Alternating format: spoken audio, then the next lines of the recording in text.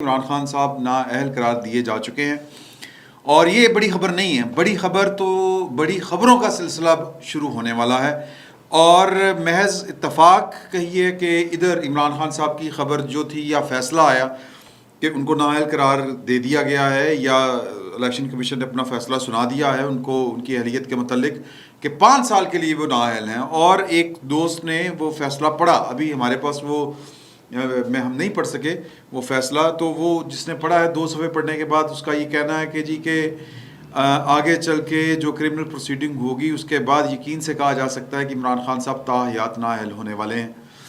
لیکن اس کو وہ تو جو ہوگا سو ہوگا. جس طرح میں نے پہلے آپ سے کہا کہ ابھی یہ ایک خبر آئی ہے، ابھی خبروں کا ایک تسلسل آنا ہے، چیزیں سیٹنگ کی طرف ہیں اور معاملات جو ہیں وہ اپنے اصل کی طرف لوٹ رہے ہیں. اور اصل کیا ہے؟ اصل یہ ہے کہ پاکستان کی سیاست سے پاکستان کے جو غیر سیاسی کردار ہیں ان کا انخلاء ہونا جو ہے وہ باقی ہے، یا جوں وہ ان کا انخلاء جو ہے اس کی تصدیق ہوتی جائے گی اور تب بڑی بڑی خبریں آتی جائیں گی. آج اتفاقاً ادھر یہ فیصلہ آیا عمران خان صاحب کو نااہل قرار دینے والا، اور اس سے تھوڑی دیر بعد، یعنی کہ ابھی یہ بریکنگ نیوز چل ہی رہی تھی کہ ایک اور بریکنگ نیوز آ گئی. اور وہ بریکنگ نیوز جو تھی وہ chief of army staff general Qamar Javed Bajwa صاحب کی طرف سے تھی. وہ ایک ورکشاپ کے اندر تھے جو سیکیورٹی سے متعلقہ ورکشاپس ہوتی ہیں، این ڈی یو میں عموماً ہوتی ہے اس طرح کی ورکشاپس. وہاں پر ایک صحافی بھی ورکشاپ کے جو شرکا تھے ان میں ایک صحافی بھی بیٹھا ہوا تھا. تو جنرل قمر جاوید باجوہ صاحب اپنا جو لیکچر دے رہے تھے شرکا سے، یا جو خطاب کر رہے تھے، جو گفتگو کر رہے تھے، اس میں انہوں نے کہا کہ میرے 5 ہفتے پیچھے رہ گئے اور میں تو جا رہا ہوں. اور انہوں نے یہ بھی باور کروایا کہ دیکھیں کہ پاکستان کی فوج طے کر چکی ہے کہ اب پاکستان کی فوج کا پاکستان کی سیاست میں کوئی رول پلے یا کوئی کردار نہیں ہوگا، کوئی رول پلے وہ نہیں کرے گی. اچھا، یہ فیصلہ جو ہے وہ ایک آرمی چیف جو گھر جا رہا ہے وہ اتنے تیقن کے ساتھ، اتنے یقین کے ساتھ یہ دعویٰ نہیں کر سکتا. تو پھر وہ دعویٰ کیوں کیا جا رہا ہے، سوال یہ پیدا ہوتا ہے. تو پھر اس کا مطلب یہ ہے سادہ سا کہ یہ ادارے نے بہت غور و فکر کے بعد، جس طرح پاکستان کے اداروں نے یا پاکستان کی فوج نے بڑے غور و فکر کے بعد یہ فیصلہ کیا تھا کہ مارشل نہیں لگے گا انٹل انلیس کے حالات اس طرح کے نہ ہو جائیں یا بنا دیے جائیں. تو میرا تو خیال ہے کہ کوئی بھی حالات کتنے بھی برے ہوں وہ ماشاء اللہ کے لیے پھر بھی جواز نہیں رکھتے. لیکن ظاہر ہے کہ طاقتور آدمی کو یا طاقتور بندوق کو آپ کوئی لاجک نہیں دے سکتے ہوتے. تو اس لیے ہی تو پاکستان میں 4 دفعہ مارشل لا لگا ہے، بلکہ 5 دفعہ. تو 2 دفعہ تو پرویز مشرف صاحب نے لگایا، 1 دفعہ ضیاء الحق صاحب نے لگایا، 3 ایک دفعہ یحییٰ خان صاحب نے لگایا، 4 ایک دفعہ ایوب خان صاحب نے لگایا. جو تسلسل تھا اسکندر مرزا صاحب کے ماشاء اللہ کا. خیر، کہنے کا مقصد یہ ہے کہ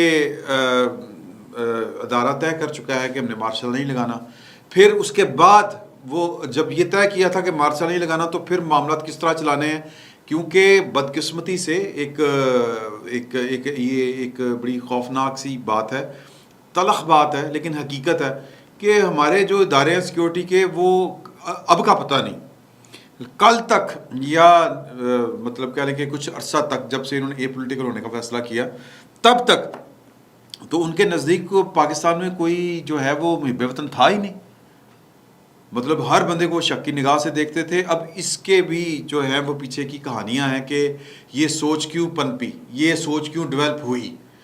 تو سر آل اکنامکس میں بڑی خوفناک بات میں نے ایک جملے میں کی ہے. تو پھر کبھی وقت ہوا تو پھر اس پر بیٹھ کے بات کریں گے جب حالات سازگار ہوئے. تو آل اکنامکس سر. تو لیکن اس کے باوجود جب یہ فیصلہ کیا گیا کہ جی کہ مطلب محب وطن یا کسی کے اوپر یقین تو نہیں کیا جا سکتا، سارے کرپٹ ہیں، یہ ہے وہ ہے، تو لہٰذا مارشل لا نہیں لگانا نہیں. تو پھر جناب یہ کہ کسی کو سامنے لے کے آئیں اور پھر انڈائریکٹ حکومت کریں، معاملات کی نگرانی کریں، ملک کو خود چلائیں. عمران خان صاحب کا انتخاب کیا گیا. عمران خان صاحب اتنے نالائق تھے کہ یہ منصوبہ چل نہیں سکا. یہ منصوبہ جو ہے وہ اپنی موت آپ مر گیا، یا اپنا انجام جو ہے اس کا وہ آپ کے سامنے ہے. تو پھر اس کے بعد یہ فیصلہ ہوا کہ یہ تجربہ بھی ناکام، تو اب کوئی تجربہ کرنا ہی نہیں. تو پاکستان کا جو آئین کہتا ہے اس کے مطابق چلیں. یہ فیصلہ اپریل میں ہمیں سنایا گیا. اور کہا گیا کہ یہ فیصلہ تو ہم بہت پہلے کا کر چکے ہیں، اور اس کا ثبوت یہ ہے کہ پاکستان کے ضمنی انتخابات میں عمران خان صاحب کے دور میں جتنے بھی ضمنی انتخابات ہوئے، تب سے آپ دیکھ لیں کہ ہمارے فٹ پرنٹ آپ کو کہیں پہ نظر آئے، کہیں پر کوئی ٹیلی فون کال نظر آئی، کہیں پر الیکشن کمیشن کے کسی کام میں کوئی مداخلت نظر آئی؟ یہ لیفٹیننٹ جنرل اس وقت کے میجر جنرل افتخار بابر صاحب یا بابر افتخار صاحب نے بات کہی تھی. تو یہ ایک فیصلہ ہے، یہ ایک فیصلہ کیا گیا ہے کہ اب یہ کام بھی نہیں کرنا. اللہ کرے کہ یہ فیصلہ جو ہے وہ چلے، قائم رہے اور یہ فیصلہ جڑ پکڑے، لیکن آج تک تو یہی فیصلہ ہے. اب سوال یہ پیدا ہوتا ہے کہ پاکستان میں تو ہوتا یہ ہے کہ پاکستان میں ادارے جو ہیں وہ پرسنالٹی اورینٹیڈ ہیں.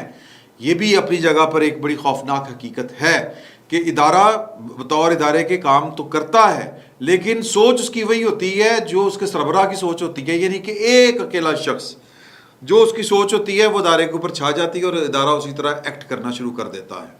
آپ خود حساب لگا لیں کہ چلے حساب کیا لگانا، چلے چھوڑ دیتے ہیں اس بات کو.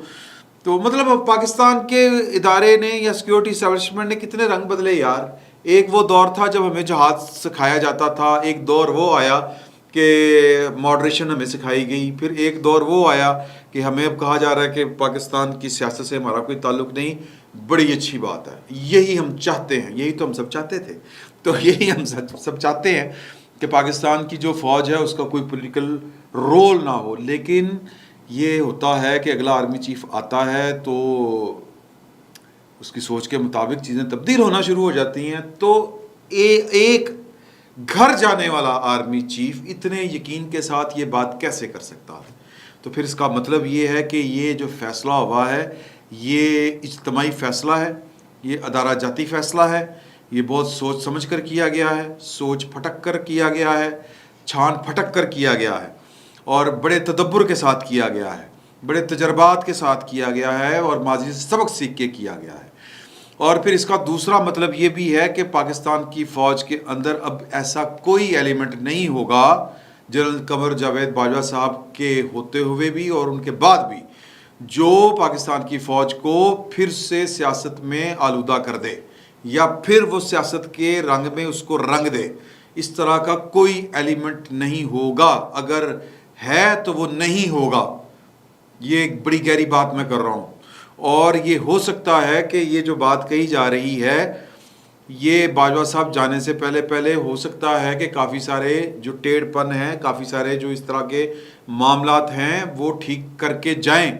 میں نے کل آپ سے گزارش کی تھی، کل پھر جو ہے وہ ہمارے جو دو سینئر ہیں، دوست ہیں، عمر چیمہ صاحب اور اعزاز سید صاحب اور ندیم ملک صاحب نے بھی یہ والی بات کی کہ کسی ایک لالے نے 10 اکتوبر کو ملاقات کی، یعنی ان سے ملاقات کی صدر مملکت عارف علوی صاحب نے، اور اپنے دو ان کے ہمراہ تھے پرویز خٹک صاحب اور اسد عمر صاحب. پھر اس سے اگلے دن یہ پنڈی میں ملاقات کی، اس سے اگلا دن 11 اکتوبر کا تھا. 11 اکتوبر کو انہوں نے ملاقات کی بنی گالہ میں عمران خان صاحب کے ساتھ، انہی تینوں شخصیات نے. اور پھر ایک دن کے وقفے کے بعد انہی تینوں شخصیات نے ایک لالے سے ملاقات کی. یعنی پہلی ملاقات پنڈی میں ہوئی 10 کو، 11 کو بنی گالہ میں ہوئی عمران خان صاحب کے ساتھ، پھر لالے کے ساتھ ہوئی F10 میں. کچھ لوگ کہہ رہے ہیں کہ جی کہ F10 میں جو ملاقات تھی وہ ایک ریٹائرڈ افسر کے ساتھ تھی جو ISI اور MI کا بھی سربراہ رہ چکا ہے، نام میں جان بوجھ کے نہیں لے رہا. تو اس سے ملاقات ہوئی تھی. لیکن یہ جو میرے دونوں بلکہ تینوں جو سینئر ہیں، دوست ہیں، یہ ان کا جو اشارہ بڑا کلیئر تھا، اور یہ کہہ رہے ہیں کم از کم اعزاز سید اور جو عمر چیمہ صاحب ہیں یہ کہہ رہے ہیں، انہوں نے 2 ٹوک الفاظ میں کہا کہ جب کوئی ایک ذمہ دار پاکستان کی سیکیورٹی اسٹیبلشمنٹ کا ایک بڑا افسر جب اس طرح کی ملاقاتیں کر رہا ہے تو پھر اس کے 2 مطالب ہو سکتے ہیں کہ یہ تو یا پھر کسی کی اجازت سے کر رہا ہے، اگر اجازت سے نہیں کر رہا تو پھر اس کے خلاف کارروائی کیوں نہیں ہو رہی. تو ہو سکتا ہے کہ کوئی نہ کوئی، میرا مطلب ہے کہ آج نہیں تو کل کوئی نہ کوئی چند چڑھ جائے. اور وہ جو باجوہ صاحب بات کر رہے ہیں اور بڑے یقین کے ساتھ کر رہے ہیں، اس کے پیچھے وجہ یہی ہو کہ جو سیاست میں پاکستان کی فوج کو لانے کی کوشش کر رہے ہیں، یا وہ جو پاکستان کی فوج کو سیاست میں رکھ رہے ہیں، یا کم از کم خود سیاست میں ملوث ہیں، ان کو بھی جاتے جاتے ان کو بھی میرا مطلب ہے جاتے جاتے پاکستان کی فوج کو ان سے ذرا تھوڑا سا نیوٹرل کر دیا جائے. YouTube پر گوگلی نیوز دیکھنے کے لیے youtube.com کی سرچ بار میں googly news T V type کریں. گوگلی نیوز کے پیج پر سرخ رنگ کے سبسکرپشن والے بٹن پر کلک کرنا نہ بھولیے. YouTube پیج پر اپلوڈ ہونے والی ویڈیوز سے باخبر رہنے کے لیے بیل آئیکن پر کلک کیجیے. آپ کو ہر نئی ویڈیو کے بارے میں نوٹیفیکیشن موصول ہو جائے گا.